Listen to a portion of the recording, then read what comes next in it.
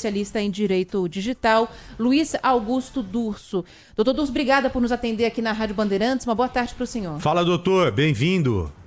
Boa tarde, Ana Paula, Joel e a todos os ouvintes da Rádio Bandeirantes. É sempre um prazer atendê-los, principalmente em pautas importantes e que auxiliam a população a diminuir esses números tão preocupantes que a Ana Paula nos apresentou. É, demais. Você vê, só nesse início agora da fala dela já foram 4 golpes no Brasil. Pois é. 4 ou 5 golpes. É inacreditável isso, né? Agora, tem muito bandido desocupado nas cadeias, né, doutor? Esses bandidos que estão lá dentro, eles têm tempo suficiente para conseguir colocar em prática alguns golpes, que eu não sei nem se eles produzem, se eles criam esses golpes. Acho que há outras quadrilhas do lado de fora produzindo a ideia do golpe para que essa ideia seja executada por parte desse pessoal aí. Há muito crime também que sai de dentro do presídio, não é, doutor? Existe. Lamentavelmente, aqueles aparelhos para bloquear o sinal em muitos estados não foram utilizados da maneira adequada, porque estavam afetando a rede externa. Então, a rede ali daqueles moradores que moravam no bairro estava sendo afetadas e uma reação popular fez com que desativassem ou diminuíssem o alcance desses aparelhos. Então, lamentavelmente, é uma realidade que em muitos presídios do Brasil é possível ter sinal de celular, vale dizer, acesso à internet móvel, e os criminosos aplicam golpes pela internet, muitos dentro do presídio. E isso gera uma sensação absurda de impunidade, porque ele está lá para cumprir uma pena, para se arrepender do que fez, depois até se ressocializar, mas para que pare de cometer delitos e não que lá se torne uma colônia de férias, onde ele, com suas contas pagas pelo Estado, cometa também outros delitos. Então, isso realmente é um debate vivo no país para pensarmos iniciativas um pouco mais eficientes, evitando o acesso dos criminosos à internet, uma vez que isso acontece de fora e de dentro da cadeia. E eles têm todo o tempo do mundo para aplicar o que chamamos de engenharia social. Então, os golpes estão evoluindo, a Ana Paula até falou, grande parte dos golpes tem o objetivo de invasão a aplicativos bancários, e isso é uma premissa óbvia e esperada, uma vez que quando invade-se uma rede social, você precisa aplicar golpes em seguidores, pedir dinheiro emprestado. Agora, quando se invade um aplicativo bancário, mesmo que a vítima não tenha dinheiro dele ali presente, né, próprio patrimônio, muitos criminosos fazem os empréstimos, aqueles empréstimos pré-aprovados e autorizados pelo banco, e subtraem esses valores dos empréstimos. Então, pouco importa para o autor, para o criminoso, quem será a vítima invadida, porque na maioria dos casos o golpe vai se dar na realização de empréstimos. E aí a vítima fica com esse prejuízo, tendo que discutir isso muitas vezes em ações judiciais, porque alguém deve pagar essa conta e esse empréstimo. Então, você percebe que é natural o objetivo do criminoso ser a invasão do app bancário, e a invasão, em regra, se dá por engenharia social. Vale dizer, eles criam um golpe feito sob medida para enganar aquela vítima ou se aproveitam de uma tendência, que exatamente está acontecendo nesse momento no Brasil. Nós tivemos a divulgação desse novo site, valoresareceber.gov.br, para que a população possa fazer pesquisas e consultas a identificar dinheiro daquela pessoa que esteja por aí, perdido. Todo mundo quer saber se tem um pouquinho de dinheiro aí a receber que nem sabia ter crédito. Só que os criminosos, sabendo da alta demanda de acesso a esse site, da procura desse serviço, criam esses sites falsos, parecidos, até o link muito parecido, muito próximo, para que a vítima preencha cadastros, acredite que está fazendo essa pesquisa oficial, mas na verdade está navegando num site fraudulento, e aí o criminoso pode ou furtar e subtrair essas informações, ou pior, com essas informações, entre em contato com a vítima, se passa por um atendente do Banco Central e etc., e aí aplica golpes, diz que precisa ter pagamentos para resgate do dinheiro que ali está armazenado e por aí vai. Então essas novas ferramentas pouco populares, uma vez de ser inédita, geram risco, porque o usuário nunca navegou. Então tem que ter muita atenção para ter certeza que está navegando no site oficial, que eu vou reiterar aqui, reprisar, valoresareceber.gov.br. Esse é o único site com esse serviço hoje oficial. E aí tem uma coisa também que não é Eles não vão necessário te mandar fazer nenhum... link. Não, então. E aí não é necessário fazer nenhum cadastro também, tá? Nesse site você vai lá, coloca seu CPF, sua Acabou. data de nascimento e acabou. Não tem que preencher nenhum cadastro para fazer essa consulta. E se você receber algum link, olha, acesse aqui e saiba se tem valores a receber. Não acesse o link. Não clique no link porque é fraudulento, é golpista. E isso vale também para IPVA, para IPTU, né? Esses órgãos não costumam mandar esses comunicados não dessa maneira, né? Então você entra Exato. no site e faz a pesquisa. Essa, inclusive, é uma dica também, doutor, que a gente pode dar para quem está nos acompanhando, quando você busca um serviço, não procurar pelos sites de pesquisa, ir direto no site do serviço que a gente está procurando? Ambos deram duas sugestões muito valiosas. O Joel já adiantou a dizer: evite clicar no link. Mesmo que você leia e aquele link aparentemente seja do canal oficial, é sempre preferível e ideal que você vá até o seu navegador, seja qual for o seu sistema operacional, e digite o link que deseja.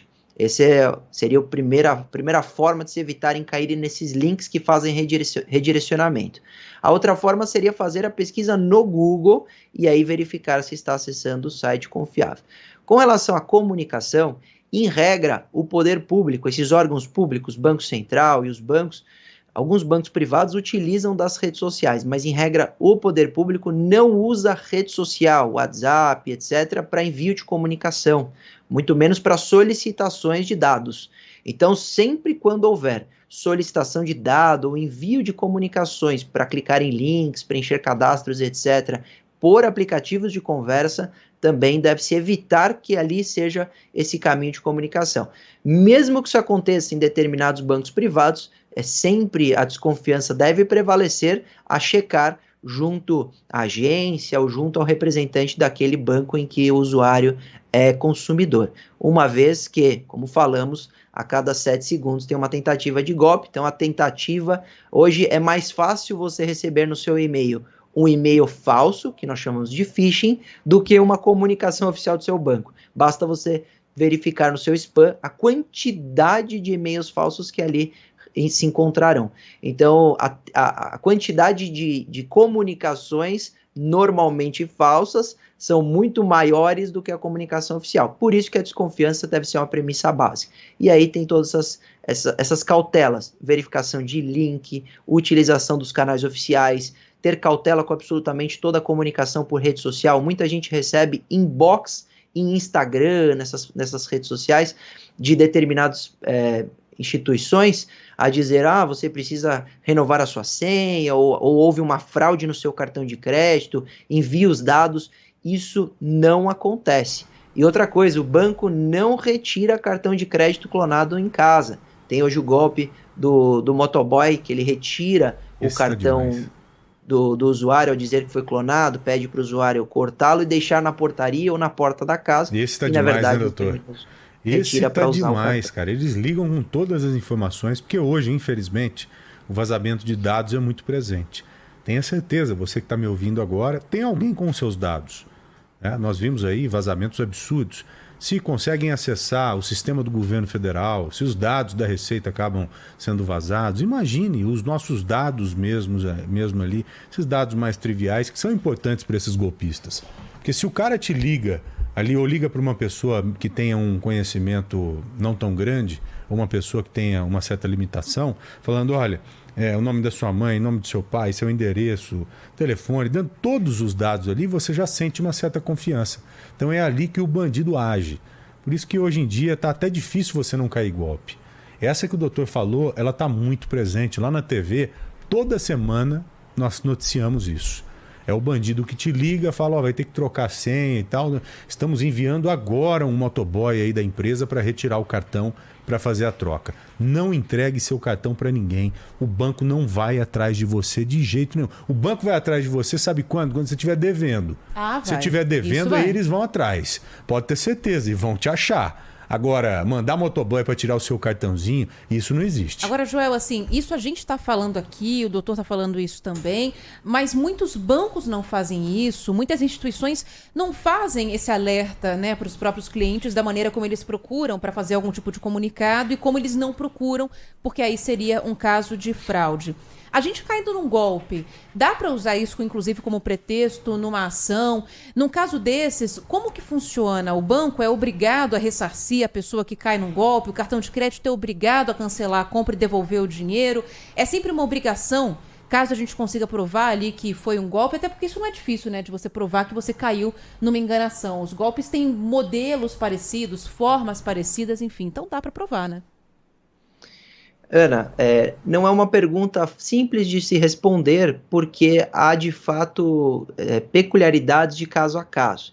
O Joel fez uma reflexão super importante que a gente acompanha na atuação diária do direito digital, que é que os vazamentos de dados mudaram os golpes. Hoje os golpes são feitos sob medida, são aprimorados em razão dos dados. Então o criminoso conhece a vítima antes mesmo de ligar a ela. Conhece os pais, o nome, faz pesquisa em rede social, compra bancos de dados vazados e isso muda toda a engenharia social.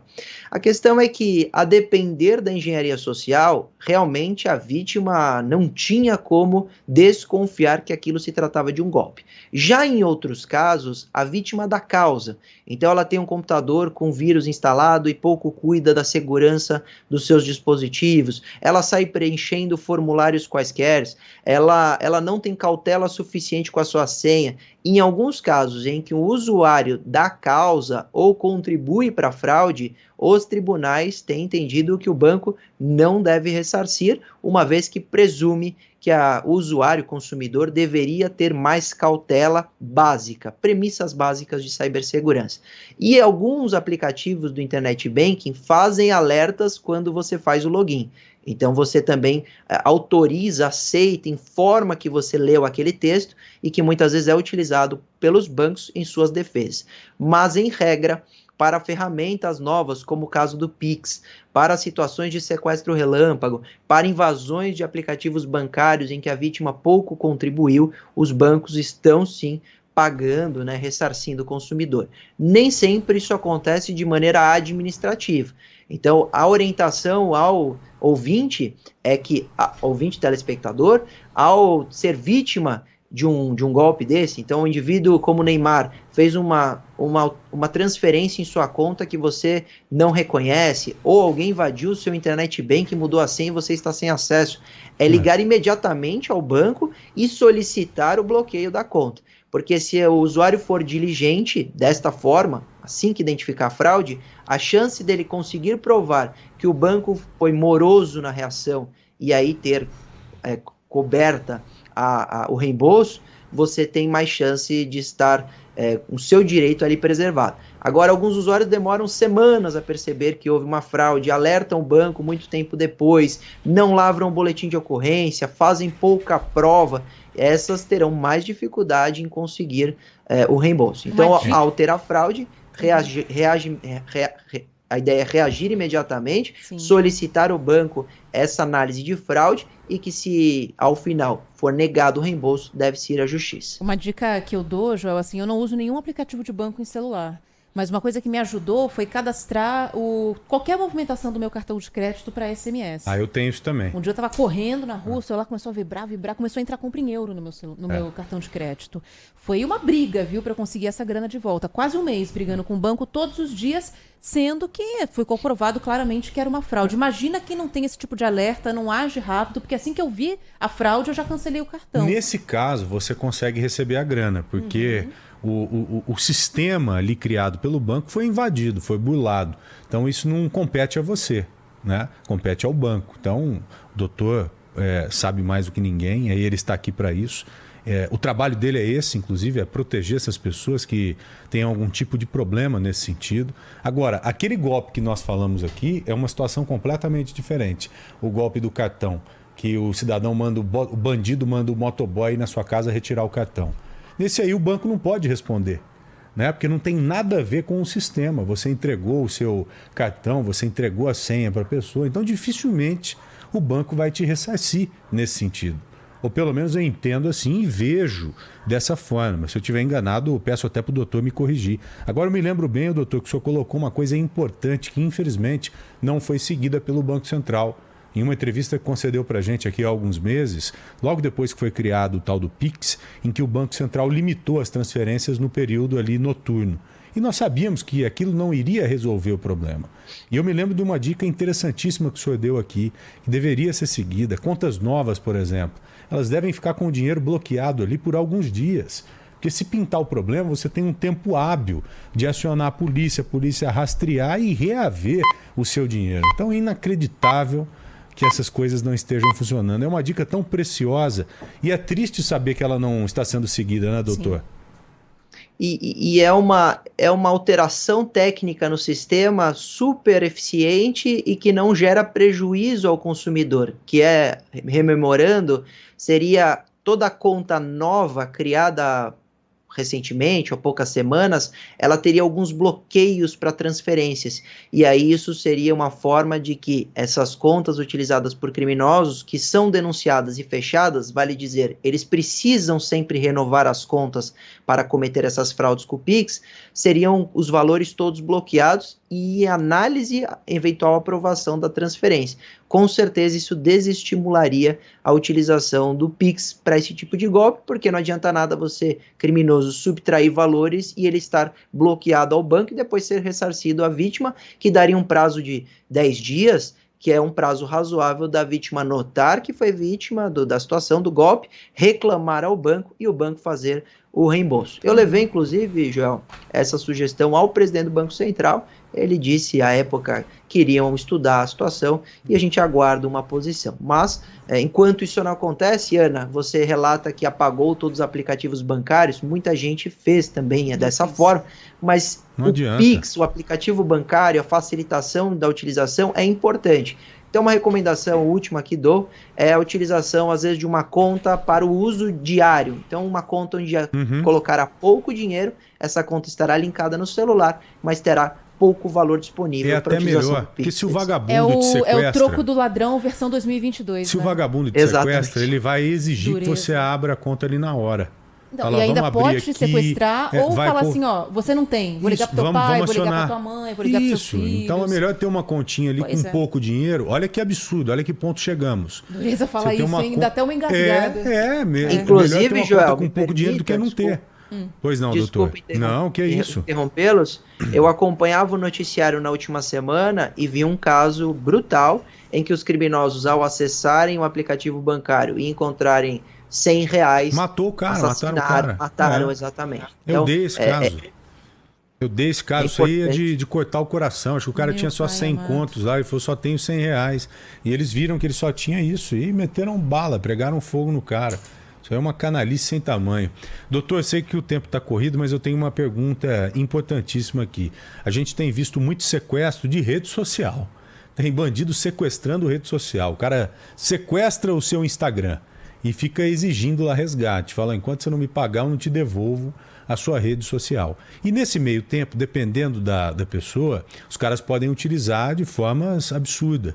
Tanto que um cara foi sequestrado esses dias, a rede social dele foi sequestrada, o cara que tinha milhares de seguidores. Aí os bandidos fizeram anúncios lá, vendo uma geladeira aqui por R$400, um computador por 250. Fizeram isso recentemente com uma das áreas da Secretaria da Cultura aqui de São Paulo, uma das bibliotecas aqui de São Paulo, me fugiu o nome agora. E como é uma pessoa que você conhece, ou que se não conhece, confia, você é ludibriado, você acaba ali depositando dinheiro, fala, vou pegar a geladeira, ou seja, você cai no conto do vigário. Né? Maluca, e nessa linha de raciocínio, o sistema da rede social é que foi invadido. Aí eu acho que o cidadão ele tem direito, não tem, doutor? Ele pode ser protegido. E se não for ressarcido ali naquele momento, acho que ele pode entrar na justiça mesmo para pedir um ressarcimento, alguma coisa nesse sentido, não, doutor? Realmente, Joel, houve um aumento absurdo desse tipo de conduta, que seria a invasão do perfil na rede social e o uso dos stories, daquela aquela foto que fica por 24 horas para venda de produtos e aplicação de golpes nos seguidores da pessoa invadida. Isso cresceu muito, de novembro do ano passado até fevereiro, né, até hoje, é a maior demanda que nós temos no escritório das pessoas invadidas que estão sofrendo com isso, e isso, claro, mancha a imagem, muitas vezes são perfis de empresas, e é muito prejudicial, tanto para o invadido, titular do perfil, como para as vítimas que estão fazendo as compras desses produtos e nunca irão receber. Então isso atinge toda uma cadeia de vítimas. A nossa reação tem sido a comunicação junto à plataforma e ações judiciais, sim, para que recupere a conta com pedido liminar e que haja, assim, ação de indenização, uma vez que, Joel, você bem lembrou, a invasão pode até se dar por uma falha do usuário, que acabou caindo em determinado golpe, mas a dificuldade na recuperação do perfil é em razão da plataforma, que deveria ter um canal de comunicação muito mais eficiente e que a forma de recuperação do perfil seja muito mais célere. Então as indenizações os juízes têm aplicado em razão desta demora no atendimento do consumidor que foi invadido e a plataforma sabe que estão aplicando golpes com aquela conta e nada faz. Então tem tido sim um alto índice de indenizações nesse sentido. Boa. Doutor, esse povo que ameaça, xinga os outros pelas redes sociais, esse povo pode sofrer punições? Olha, a sua pergunta, Joel, ela vem a calhar no momento de uma grande polêmica nas redes sociais, em razão de uma viralização de uma fala, de um podcast, e que isso mostra uma situação de cancelamento e etc., e que há limites na liberdade de expressão. Eu acredito que semana passada a grande notícia foi o debate sobre o limite da liberdade de expressão. E aí nós estamos, óbvio, falando disso o tempo inteiro, principalmente nas redes sociais, em que, a meu ver, o limite da liberdade de expressão reside na própria lei. Então, quando o indivíduo se aproveita dessa garantia constitucional de falar para cometer crimes, para atacar pessoas, para cometer apologia a nazismo, por exemplo, você aí tem crime sim, ou racismo, etc. Você tem crime e responderá por isso. Boa. Você tem o direito de falar, mas que haverá sanções, poderão haver. E aí isso pode se dar tanto no âmbito criminal, pelos crimes contra a honra, calúnia, difamação e injúria, que inclusive recentemente, no ano passado, nós tivemos uma alteração do Código Penal para trazer as penas triplicadas desses crimes quando são cometidos nas redes sociais, na internet. Então, uma sanção mais gravosa para esse tipo de atitude e de ação nas redes sociais, e as indenizações que nós vimos, por exemplo, chegar a patamar de R$100 mil por ofensas em rede social. Quando tiver alguma coisa do gênero, eu vou contratar o senhor, viu? E vai ter muito trabalho, pode ter certeza disso. Ó, como sempre, um ótimo bate-papo aqui com o Dr. Dúcio, que entende tudo de crime digital, de direito digital, crime cibernético. Então é um cara que sabe do que está falando e que pode nos auxiliar demais nesse momento em que, infelizmente, esses crimes estão muito frequentes. Doutor, um grande abraço ao senhor. Foi um prazer enorme te receber novamente aqui no Bora Brasil. Obrigada. Viu? Obrigado, e hoje tem com requinte especial porque hoje é meu aniversário. Então cadê os parabéns? Cadê os parabéns aí? Quantos aninhos o senhor está fazendo? Eu acho que a gente vai ter que improvisar 35, no manual aqui. 35 anos, doutor? 31. 31, tá novinho. Olha, é um bebê. É um bebê. 31 anos, que beleza. Parabéns. Muito obrigado. Que Deus te abençoe, viu? Parabéns pelo trabalho, que o senhor tenha muita sorte e paz nessa data tão especial. Grande abraço, doutor. Valeu. Foi um prazer, um abraço.